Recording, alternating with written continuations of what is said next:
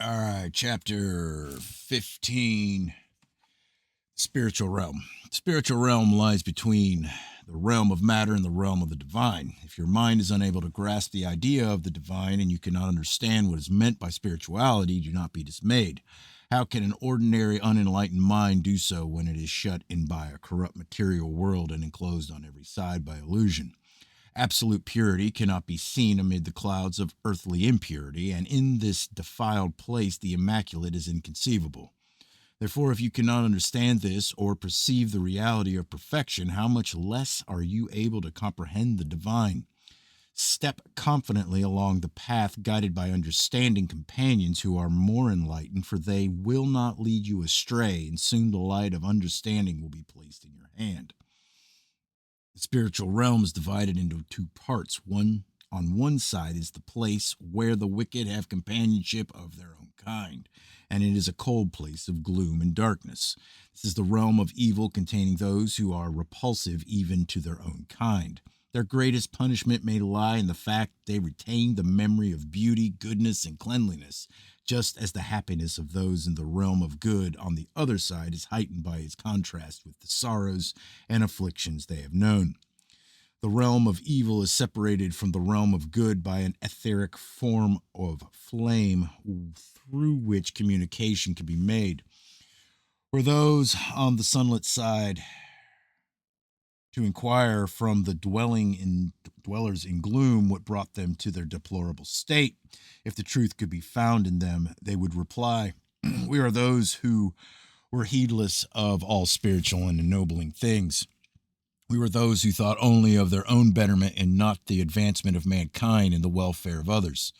We were the selfish ones who considered only their own comfort and convenience. Now look at what we have. We oppressed the poor and lowly and exploited the helpless and weak, doing nothing to improve their lot.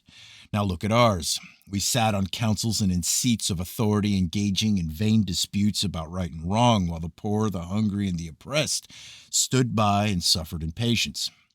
We are, above all, those who could have done much but did little. We were those who, given great gifts, used them for selfish ends. What have we now?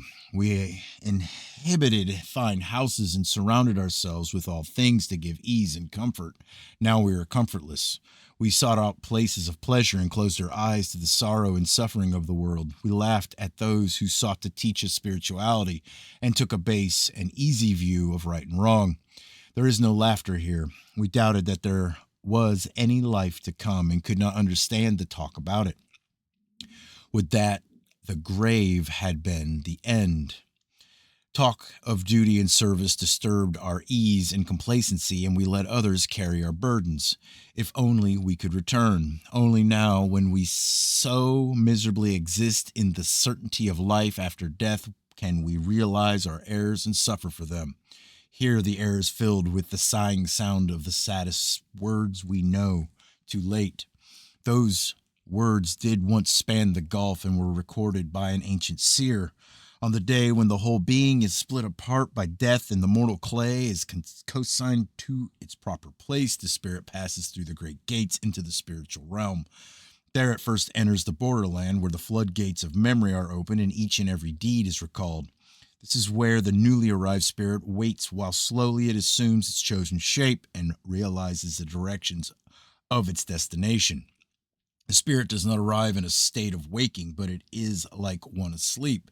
It awakes to its new life like a man awakes to a new day. Then, if during earthly life it has doomed itself, this realization will slowly dawn, and the newly formed being will cringe away from those who came to welcome it.